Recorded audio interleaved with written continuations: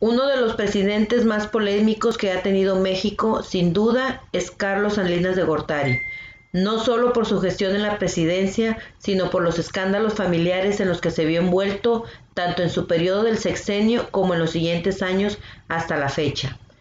Carlos Salinas de Gortari, político mexicano, presidente de la República entre 1988 y 1994, hijo del senador y secretario de Estado Raúl Salinas Lozano, que fue ministro de Industria y Comercio en su país, y de Margarita de Gortari, presidenta y fundadora de la Asociación de Mujeres Economistas de México. Siendo unos niños mientras jugaban a las guerritas con un rifle calibre 22, Carlos y Raúl dieron muerte a Manuela, que era una empleada doméstica al servicio de la familia Salinas de Gortari. En 1971 ganó una medalla de plata en equitación durante los sextos Juegos Panamericanos celebrados en Cartagena de Indias, Colombia. Carlos Salinas de Gortari se licenció en Economía por la Universidad Nacional Autónoma de México en 1969. Estudió en la Universidad de Harvard, Estados Unidos, donde obtuvo una maestría en Administración Pública en el 73, otro en Economía Política en el 78 y el doctorado en Economía Política y Administración Pública en el 78 también. Durante varios años fue profesor de la UNAM, el Centro de Estudios Monetarios Latinoamericanos y el ITAM. Siguió la estela política de su padre y con 18 años ingresó a las filas del PRI, donde rápidamente sentó las bases de una meteórica carrera política. Comenzó a trabajar en la Secretaría de Hacienda en 1971 y una década después fue el responsable de diseñar la campaña electoral de Miguel de la Madrid, que había sido uno de sus profesores en la universidad, quien, tras lograr una abrumadora victoria en los comicios de 1982, le nombró director del Instituto de Estudios Políticos y Sociales y después secretario de Programación y Presupuestos. A Salinas se le atribuyó la rehabilitación de la Secretaría porque se rodeó de un equipo muy joven, pero con la grave depresión económica que padecía México, el programa de austeridad que había diseñado provocó numerosos problemas políticos y sociales. Se casó con Cecilia O'Shelley, se divorció al final su sexenio. Con ella tuvo 3 hijos, Cecilia, Juan Cristóbal y Emiliano. Es autor de varias publicaciones, entre las que se destaca su libro Producción y Participación Política en el Campo, así como los ensayos La inducción en el Sistema Nacional de Planeación en México, Consideraciones económicas acerca de la regulación de la empresa pública, Rectoría del Estado y Economía Mixta. Fue postulado el 4 de octubre de 1987 por el Partido Revolucionario Institucional, el PRI. Presentó su candidatura a la presidencia de la República para las elecciones de julio de 1988 y tras una larga campaña electoral en la que encontró sobre todo la oposición de sindicatos y líderes del movimiento obrero que recelaban su programa económico. La elección se llevó a cabo el 6 de julio de 1988, luego de una inestabilidad económica de más de 10 años. La estructura del PRI se debilitó y por primera vez en la historia moderna de México se vio la candidatura de Cuauhtémoc Cárdenas Solórzano como una posibilidad real de asumir la presidencia de la República.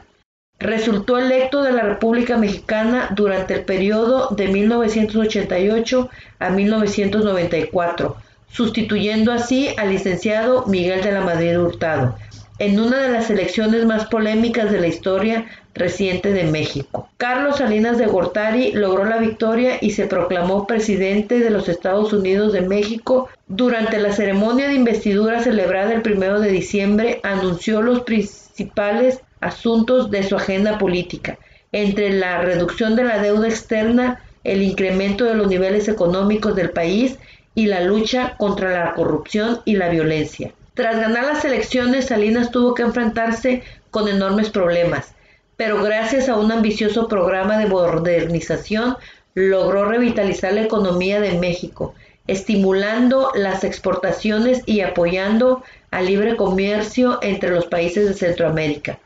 Durante 1991 y 1992, a través de una serie de discursos, Salinas puso punto final a la reforma agraria concebida ya desde tiempos de Echeverría, más como instrumento de control social que como una solución efectiva al problema del agro mexicano. Tomó la decisión de impulsar una profunda reforma a la Constitución y a las leyes en materia agraria. Luego de intensos debates que cimbraron la estructura del PRI, la reforma fue aprobada por la Cámara de Diputados el 7 de diciembre de 1991 y por el Senado el 12 de diciembre del mismo año.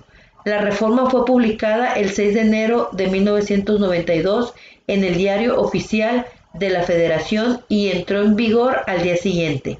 Otro legado del gobierno salinista fue la iniciativa para reformar las relaciones del Estado con las iglesias, especialmente la católica. Carlos Salinas fue, en este sentido, el primer presidente mexicano en recibir al Papa Juan Pablo II en su condición de jefe de Estado de la Ciudad del Vaticano, durante la visita que el pontífice hizo al estado de Yucatán en 1993. Uno de los primeros actos del gobierno fue la puesta en marcha del Programa Nacional de Solidaridad. Este programa fue encabezado por Carlos Rojas Gutiérrez, entonces subsecretario de Desarrollo Urbano y Ecología, siendo titular Patricio Chirinos Calero, y fue en gran medida administrado por el secretario de Programación y Presupuesto, Ernesto Zedillo. Posteriormente, en enero de 1992, pasó a formar parte de la recién creada Secretaría de Desarrollo Social con Luis Donaldo Colosio como titular. Con algunas importantes modificaciones y con el nombre de Progresa durante el sexenio de Zedillo y Oportunidades durante el sexenio de Fox, estos programas han seguido constituyendo el tronco principal de la política social del Gobierno Federal de México. Otros eventos destacables durante el mandato de Salinas Gortari fue la venta de Telmex, la privatización de la banca y la firma del Tratado de Libre Comercio. La venta de Telmex se hizo a través de una subasta pública, en la que participaron varios grupos extranjeros, ofreciendo cantidades mayores para la compra. Sin embargo, uno de los requerimientos determinantes era que la propiedad mayoritaria quedara en manos mexicanas. Es por eso que, de los grupos con control accionario mexicano, la mayor fue la que encabeza el Grupo Carso, propiedad del empresario Carlos Slim, por lo que este fue declarado ganador. Con motivo de esta privatización se inició la modernización de la telefonía en México. La privatización de la banca ya había iniciado durante la administración de Miguel de la Madrid, cuando el gobierno vendió los primeros paquetes accionarios, que permitieron que hasta un 33% del capital social de cualquier banco fuera capital privado. Como en el caso de Teléfonos de México, la privatización ocurrió por medio de subastas públicas. En este proceso, 18 instituciones financieras fueron vendidas, lo que permitió que el gobierno federal recaudara $13,000 millones, los cuales fueron destinados al pago de la deuda interna. Con este proceso se logró la descentralización y democratización del capital, por lo que se promovió una mayor competencia, ya que en 1994 se autorizó la entrada de bancos extranjeros. El Tratado de Libre Comercio se comenzó a negociar a fin de facilitar el comercio entre México y sus vecinos del norte, Estados Unidos y Canadá. En diciembre de 1992, el Tratado de Libre Comercio norteamericano fue firmado por los presidentes Salinas de Gortari, George Bush y el primer ministro canadiense Brian Mulroney. Este acuerdo entró en vigor en enero de 1994 tras ser aprobado por las cámaras legislativas de los tres países firmantes. Dentro del ámbito político, durante su mandato, se garantizó una mayor transparencia y representatividad a los partidos de la oposición, que ampliaron su presencia en los gobiernos locales y estatales y su papel en las cámaras federales. A principios de 1993, cuando todavía Carlos Salinas de Gortari mantenía viva su promesa de llevar a México a primer mundo, su gobierno aplicó una reforma monetaria que fue una salida psicológica a la inflación y a los precios que rondaban la locura. Un bolillo costaba 1,000 pesos. De memoria se recuerda aquella medida de los 3 ceros menos al peso. Durante el último año de su gobierno, el 1 de enero de 1994, día en el que el Tratado de Libre Comercio entraba en vigor. En el estado de Chiapas se levantó una rebelión de indígenas pobres y desprovistos de tierra, denominado Ejército Zapatista de Liberación Nacional. Ellos llamaban a un levantamiento civil pacífico con el fin de defender los derechos de los votantes en las elecciones presidenciales que iban a celebrarse en el mes de agosto, a lo que Salinas optó por la negociación en lugar de la represión. Pero la racha de quejas de los rebeldes fue un vergonzoso recordatorio del deterioro de las condiciones de las zonas rurales de México. El éxito obtenido por Salinas en el campo de la liberación económica no correspondió con el resultado de las reformas del sistema político. A nivel macroeconómico hubo algunas evidencias tempranas del éxito, pero los costos políticos y sociales fueron enormes. A partir del levantamiento zapatista sobrevinieron varios acontecimientos que desembocaron en la estrepitosa caída del peso al final de su mandato presidencial. De este modo quedó empañado su buen desempeño presidencial, el cual había hecho declarar a la empresa, tanto nacional como internacional, que era el mejor gobernante de México en los últimos años. Luis Donaldo Colosio fue asesinado el 23 de marzo de 1994 en Lomas Taurinas, Tijuana, Baja California. ¿Quién es el actor intelectual de este crimen? Carlos Salinas de Gortari.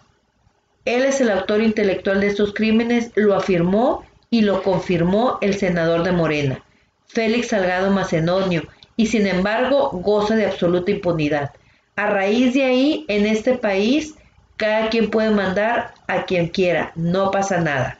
Finalmente, Salinas de Gortari termina su mandato, quien dejó la presidencia con una crisis económica que le costó al país una deuda de 43,000 millones de dólares, dejándole al próximo presidente una de las peores crisis financieras que ha vivido México, conocida como error de diciembre y en el exterior como efecto tequila.